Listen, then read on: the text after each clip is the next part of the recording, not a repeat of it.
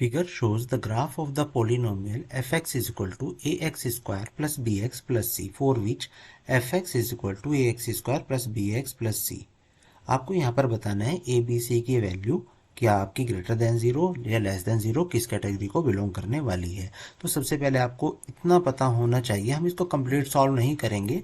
अगर मैं यहाँ पर बात करूँ तो क्लास 11th में हमारे पास लीनियर इनइक्वेशन होगा, उसके अकॉर्डिंगली हम इसकी हेल्प से हम इसको सॉल्व कर सकते हैं इजीली। मैं इतना डेप्थ में नहीं जाऊँगा, मैं आपको इतना बता दूंगा कि इसको आप क्लास 10th के लिए कैसे सॉल्व कर सकते हैं। तो देखिएगा कि जब भी आपके पास ये एक्स एक्सिस और वाई एक्सिस आपके पास है और हमारे पास जो ग्राफ है वो ग्राफ है कुछ इस तरीके से, मतलब ऊपर की तरफ है, तो आपको बस इतना ध्यान रखना है कि जो ए की वैल्यू होगी वो हमेशा ग्रेटर देन ज़ीरो होनी चाहिए।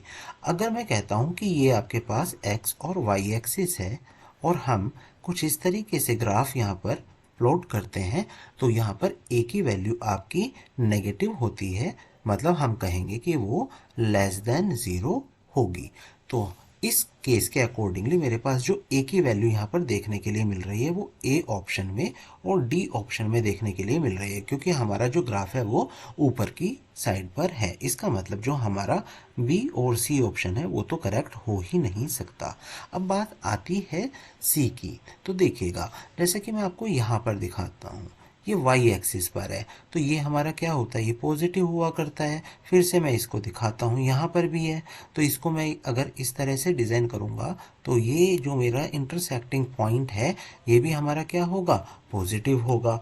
अभी एक और मैं आपको ग्राफ बनाकर दिखाता हूँ, जैसे कि मैंने यहाँ पर कहा और इस बार मैं कुछ इस तरह से कर देता हूँ। तो देखिएगा कि y जो एक्सिस है उस पर हमारा ये इस जगह पर पॉइंट हो रहा है, जो कि हमारी वैल्यू क्या है, नेगेटिव है। अब इसका मतलब क्या हुआ कि ये सभी के सभी जो मैंने आपको तीनों पॉइंट्स की बात करी है ये सी को डिनोट कराते हैं। मतलब यहाँ वाले केस में सी हमारा क्या होगा, पॉजिटिव होगा, मतलब हम कहेंगे कि ग्रेटर देन जीरो। यहाँ पर भी हमारा सी पॉजिटिव होगा, ग्रेटर देन जीरो, और इस केस में हमारा सी नेगेटिव होगा, इसका मतलब है सी इज लेस देन ज़ीरो।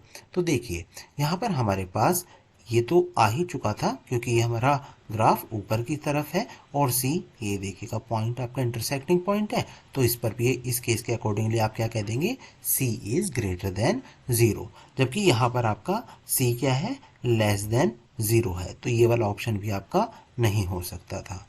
आप यहीं से इसको सॉल्व कर सकते हैं। ऑल्दो मैं आपको यहाँ पर बी की वैल्यू के लिए भी बताने वाला हूँ। तो बी की वैल्यू के लिए ये जो आपके पास पॉइंट्स होंगे, ये इंटरसेक्टिंग पॉइंट्स, ये हमारे ज़ीरोज़ हुआ करते हैं। इसका मतलब हमारे जो ज़ीरोज़ होते हैं जिसको हम अल्फ़ा और बीटा से डिनोट कराया करते हैं, सेम हमने यहाँ पर डिनोट करा दिया।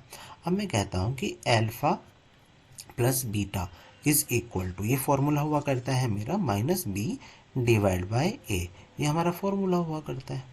अब नोटिस करो कि अगर आपके पास अल्फ़ा बीटा दोनों ही पॉजिटिव हैं तो हमारे पास जो रिजल्ट जो आएगा पॉजिटिव वैल्यू का और पॉजिटिव वैल्यू का, दोनों को सम कराने के बाद आपको पॉजिटिव ही तो वैल्यू मिलेगी देखने के लिए।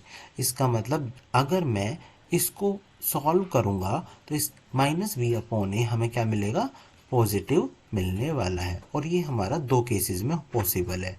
वो पॉसिबल है अगर मेरा ए नेगेटिव हो, जो कि इस वाले केस को बिलोंग नहीं कर रहा है। ये हमने पहले से पता है कि अगर ऊपर की तरफ है ग्राफ तो वो पॉजिटिव है, तो ए तो आपका पॉजिटिव है, ये तो नेगेटिव है ही नहीं। बात आती है बी की, या फिर आपका क्या होगा, बी नेगेटिव होगा, मतलब माइनस, और अगर मैंने माइनस कोई वैल्यू यहाँ पर दे दी बी की डिवाइड बाय ए की कोई भी वैल्यू वो कि पॉजिटिव है, तभी हमारे पास जो रिजल्टेंट वैल्यू आएगी वो कैसी आएगी, पॉजिटिव आने वाली है। इसका मतलब हम ये कह सकते हैं जो बी हमारा होगा वो नेगेटिव होने वाला है। और अगर ये नेगेटिव हुआ तो मैं ये कह दूंगा कि बी जो है वो लेस देन ज़ीरो होगा। तो हमने यहाँ पर इस वाली बात को भी प्रूव कर दिया है।